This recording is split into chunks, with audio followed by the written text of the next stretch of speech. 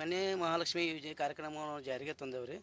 ಈ 15 ಆಗಸ್ಟ್ ರಿಂದ ಯಾರು ಹೆಣ್ಣು ಮಕ್ಕಳು ಮೊದಲು ಹೆಣ್ಣು ಮಗು ಜನನ ಆಗುತ್ತಾರೆ, ಅವರೊಂದು ಸರ್ಕಾರ ದವಾಖಾನೆಯಿಂದ ನಾವು ದೃಢೀಕರಣ ಪತ್ರ ತೆಗೆದುಕೊಂಡು ಅವರಿಗೆ ಮೊದಲು ಹೆಣ್ಣು ಮಗು ಹುಟ್ಟಿದರೆ ಅವರಿಗೆ ನಾವು ನಮ್ಮ ಸ್ವಂತ ಸಂಪನ್ಮೂಲ ಅಂದರೆ ನಾವು ಒಂದು ವರ್ಷದಲ್ಲಿ ಎಷ್ಟು ನಾವು ಟ್ಯಾಕ್ಸ್ ಕಲೆಕ್ಷನ್ ಅಂದರೆ ತೆರಿಗೆ ವಸೂಲಾತಿಯನ್ನು ಮಾಡ್ತೀವಲ್ಲ, ಅದರಲ್ಲಿ 5% ಹಣವನ್ನು ನಾವು ಈ ನಮ್ಮ ಜನರಿಗೆ, ನಮ್ಮ BPL ಪಡಿತರ ಚೀಟಿ ಹೊಂದಿರತಕ್ಕಂಥ ಜನರಿಗೆ, ಹೆಣ್ಣು ಮಕ್ಕಳಿಗೆ ಒಂದು ಅನುಕೂಲ ಆಗಲಿ ಮತ್ತು ಮುಂದಿನ ಹೆಣ್ಣುಮಕ್ಕಳ ಭವಿಷ್ಯ ಒಂದು ಉಜ್ವಲ ಆಗಲಿ, ಹೆಣ್ಣು ಇದು ಭ್ರೂಣ ತಡೆಗಟ್ಟೆ ಏನಿಲ್ಲ ಇದೊಂದು ಬಂದ್ ಆಗಲತ್ತಂದು ಈ ಹಣವನ್ನು ಕೊಟ್ಟ ಒಂದು ಪ್ರೋತ್ಸಾಹನ ಕೊಡ್ಬೇಕಂತಂದು ನಮ್ಮ ಒಂದು ಕಮಿಟಿ ಇದು ಮಾಡ್ಕೊಂಡು ನಾವು ಮಾಡಿದ್ದೀವಿ ಸರ್.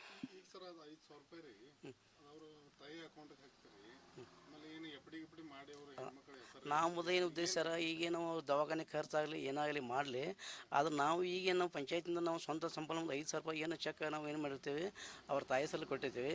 ಅವ್ರು ನಾವೊಂದು ಏನು ಮನವರಿಕೆ ಹೇಳ್ತೇವೆ ರೀ, ಈ 5,000 ರೂಪಾಯಿನ ನೀವು ಮಗುವಿನ ಹೆಸರು ಇಡ್ರಿ, ಅದು ಎಪ್ಪಡಿ ಇಟ್ಟಂದ್ರೆ ನಾಳೆ ಮಗುವಿನ ಅನುಕೂಲ ಐತಿ, ಮುಂದೆ ಶಾಲೆಗೆ ಆಗಲಿ ಒಂದು ಮದುವೆ ಆಗಲಿ ಯಾವುದೇ ಒಂದು ಮಗುವಿನ ಒಳ್ಳೆಯದಕ್ಕೊಂದು ಐತಿ. ಈ ಉದ್ದೇಶದಿಂದ ನಾವು ಮಾಡಿದ್ವಿ ಸರ್. ಇನ್ನೂ ಸರ್ ಕೊಟ್ಟಿಲ್ಲ. ಈಗ ಮೊನ್ನೆ 15 ಆಗಸ್ಟ್ ನಾವು ಪ್ರಾರಂಭ ಮಾಡಿದ್ದೇವೆ ಸರ್. ಇನ್ನೂ ಯಾರು ವರ್ಷಕ್ಕೆ ಒಂದು 10 ಅಂದಾಜು ನಾವು ಲೆಕ್ಕ ಒಂದು 10-12 ಜನ ಹೆಣ್ಮಕ್ಳು ಹುಟ್ಬೋದು. ಅಷ್ಟಾದ 10 ನಾವು ಒಂದು 1 ಲಕ್ಷ 2 ಲಕ್ಷ ತನಕ ನಾವು ಇದನ್ನು ನಾವು ಕೊಡ್ಬೋದು, ನಮ್ಮ ಸ್ವಂತ ಕೊಡ್ಬೋದು. ಕೊಟ್ಟರೆ ನಮಗೊಂದು ಖುಷಿ ಐತಿ.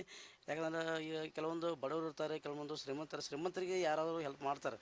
ಆದರೆ ಬಡತನ ಇರ್ತಕ್ಕಂಥ ಕೂಲಿ ಜಾಗ ಮಾಡ್ತಕ್ಕಂಥ ಜನರಿಗೆ ನಾವು ಇದನ್ನು ಒಂದು ನಮ್ಮ ಸ್ವಂತ ಸಂಪಾದನೆ ಕೊಡ್ಬೇಕಂತಂದು ನಮ್ಮ ಇದರಿಂದ ನಾವು ಖುಷಿಯಿಂದ ನಮ್ಮ ಪಂಚಾಯತಿಯಲ್ಲಿ ಇದನ್ನು ಸ್ವಂತ ಅನುದಾನದಲ್ಲಿ ಖರ್ಚಾಕಿ ಇದನ್ನು ನಾವು ಅವರಿಗೆ ತಾಯಿ ಹೆಸರಿಗೆ ಇದನ್ನು ನಾವು ಕೊಡ್ಬೇಕಂತಂದು ಒಂದು ಉದ್ದೇಶ ಇದೆ ಸರ್.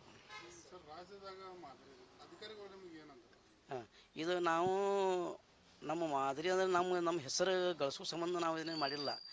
ಯಾಕೆಂದರೆ ಇದನ್ನು ಮಾಡಿದ್ರೆ ಜನರೊಂದು ಉಪಯೋಗ ಐತಿ. ನಮ್ಮ ಪಂಚಾಯತಿ ಒಂದು ಇಂಥ ಪಂಚಾಯತಿ ಅವ್ರು ನಮಗೆ ಹೆಲ್ಪ್ ಮಾಡ್ರಪ್ಪ, ಅದನ್ನು ಉದ್ದೇಶ ಐತಿ. ನಮ್ಮ ಪಂಚಾಯತಿ ಹೆಸರು ಬರಬೇಕು. ಹಾಗೂ ನಮ್ಮ ಮಾನ್ಯ ಕಾರ್ಯಕಾರದ ರಾಹುಲ್ ಶಿಂದೆ ಸರ್ ಇವರ ಒಂದು ಮಾರ್ಗದರ್ಶನದಲ್ಲಿ ಹಾಗೂ ನಮ್ಮ ತಾಲೂಕು ಜನರ PTR ಮಲಾಳ್ ಇವರ ಒಂದು ಮಾರ್ಗದರ್ಶನದಲ್ಲಿ ನಾವು ಅವರ ಒಂದು ಹೇಳಿಕೆ ತಗೊಂಡು ಅವರಿಗೆ